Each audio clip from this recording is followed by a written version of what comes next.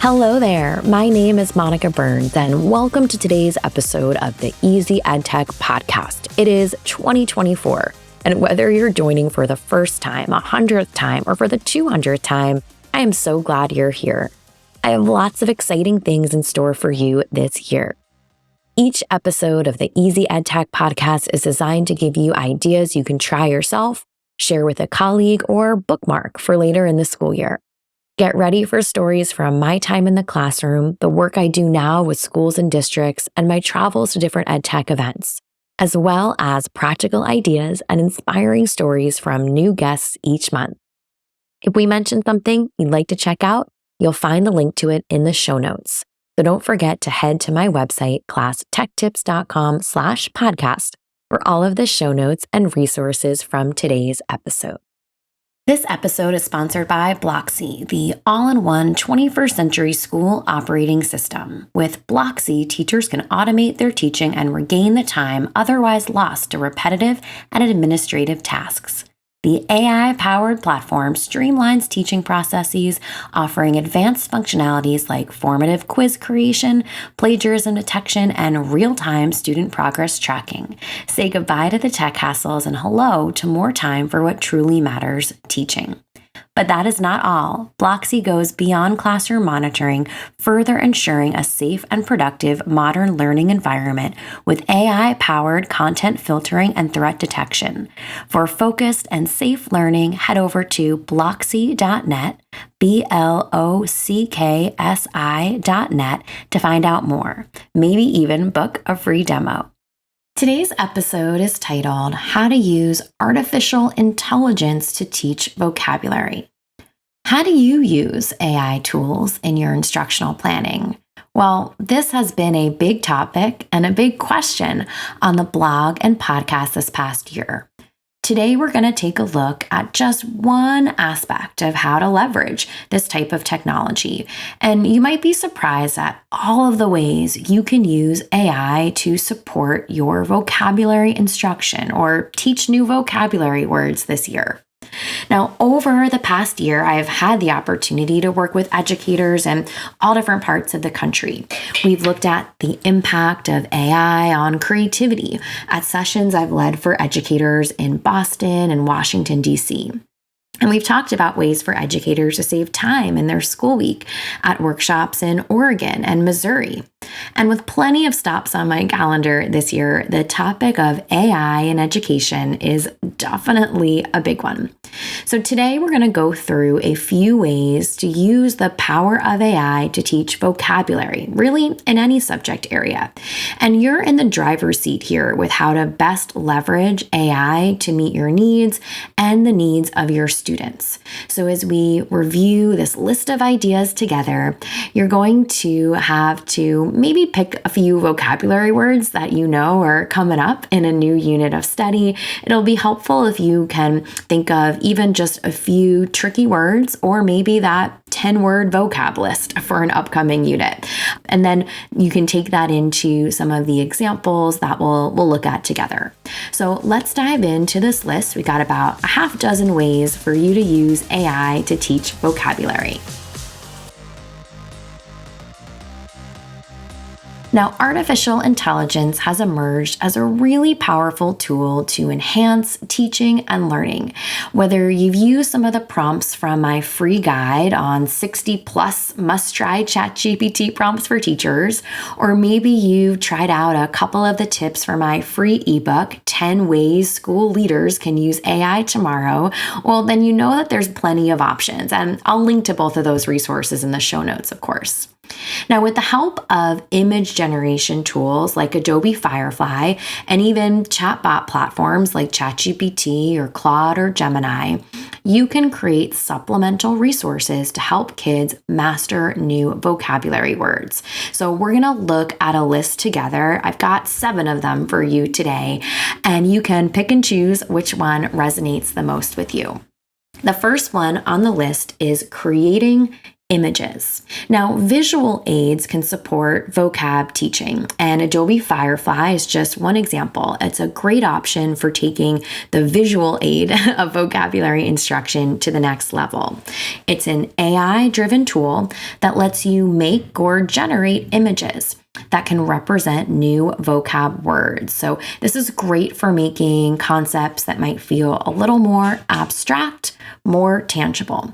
For instance, if kids are learning words related to emotions, well, Adobe Firefly can create images that embody these emotions, great for providing a visual context that enhances their understanding and retention of new words. So first on our list is creating images that connect to a vocab word. Number 2 is writing riddles, which might sound a little silly, but this one and the next couple items on the list require the use of a chatbot. So you might want to fire up ChatGPT or Gemini. Those are 2 good options. Now, riddles are a fantastic way to engage students in critical thinking while expanding their vocabulary. They have to unpack what the meaning of a word is in order for that riddle to make sense. So you could try using ChatGPT to craft riddles that incorporate new vocabulary words. So you could use a prompt like, write a riddle that introduces these 3 vocab words and add the words to a group of whatever the grade level is, students. That's just one prompt. And if you dive into the transcript and the resources from today's episode, you can even just copy and paste them. So writing riddles is number 2 on our list. Number 3 is creating songs, another one that is silly but powerful. And by using AI, educators can create some catchy songs that incorporate vocabulary words. This is a strategy that just might make it a bit easier for kids to remember and recall the new words on a vocab list. The rhythm, the melody can help anchor the words in kids' memories, while the fun of just singing along, right, ensures an experience that is definitely positive or at least memorable. So you could try a prompt like, write a song to the tune of, you put in the song, like maybe Twinkle, Twinkle, Little Star, that introduces the vocabulary words. You paste in your list to my, and then you say what grade your students are. So creating songs is a fun way to make the most of a chatbot. Number 4 on our list is writing stories. And I recently shared this with the group I was working with in New York City. I spoke at the Learning and the Brain Conference. If you were there, I did 2 sessions, and in one of them, I was in a big ballroom. There were a couple hundred people there, and a bee, like not a wasp, not a bumblebee, but just a normal old bee, fell on my head. It must have been like, they must have sprayed the room or something, because it wasn't quite dead. It was still just like in that slow bee situation. And it was quite a memorable afternoon of me swiping this off my head. It fell on the podium. It was a whole big thing. But anyhow, I held it together in front of everyone while I was sharing this strategy. This is one of the ones I was talking about, which is using a chatbot to write stories. And storytelling is really a powerful way to immerse kids in new vocabularies. They see new words in context. And if you want to use AI to teach vocab, you might ask a chatbot like ChatGPT to create a narrative that brings new vocabulary to life. And AI tools can generate short stories that include the specific vocab words you want it to. You're really just copy and pasting it along with your prompt. So these stories, in addition to including vocab words, really can be tailored to the interests and age levels of your students too. So this is a great way to personalize kids in a reading experience. And you might remember episode 248 of the podcast. I want to say it was the first week or 2 of January of this year, where I talked to Sarah Wysocki all about this strategy. She shares how she uses ChatGPT to generate ideas and really create accessible lessons for kids.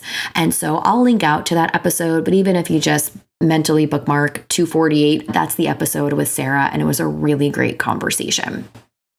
Next up on our list is memory games. And memory games are a great way to interact with new vocab words, reinforce vocabulary in a way that is a little bit more lighthearted. And AI can be used to create digital memory games where students match words with definitions, synonyms, antonyms, images, you name it. And to create the perfect image for your memory game, you could head over to an AI-powered image generation tool. I mentioned Adobe Firefly, but it's not the only one. You might use the Copilot designer from Microsoft. That's pretty awesome. Or you might ask a chatbot like ChatGPT or Gemini to just give you some ideas on how to structure a memory game. So definitely another favorite. So almost at the end of our list here, but getting a little bit closer before we get to the very last one. This number 6 on our list is fill in the blank exercises. Now, I was a super fan of Mad Libs growing up. We did not a crazy amount, but a pretty solid amount of road trips or, sitting in the back seat as a kid.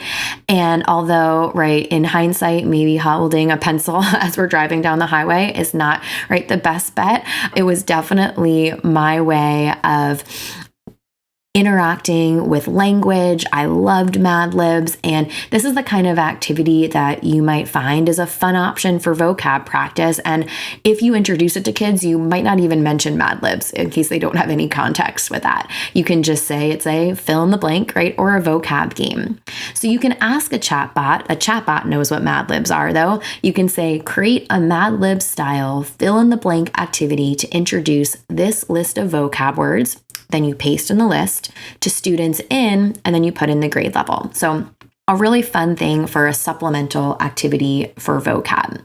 Now, last but not least is review games. And you might find that as you are having students interact with vocab, you want to leverage a quizzing tool that's already in your tool belt. Some of these include AI or have an AI component like Quizzes and Quizlet. They both can help create vocab review games, and they have an AI spin to it as well.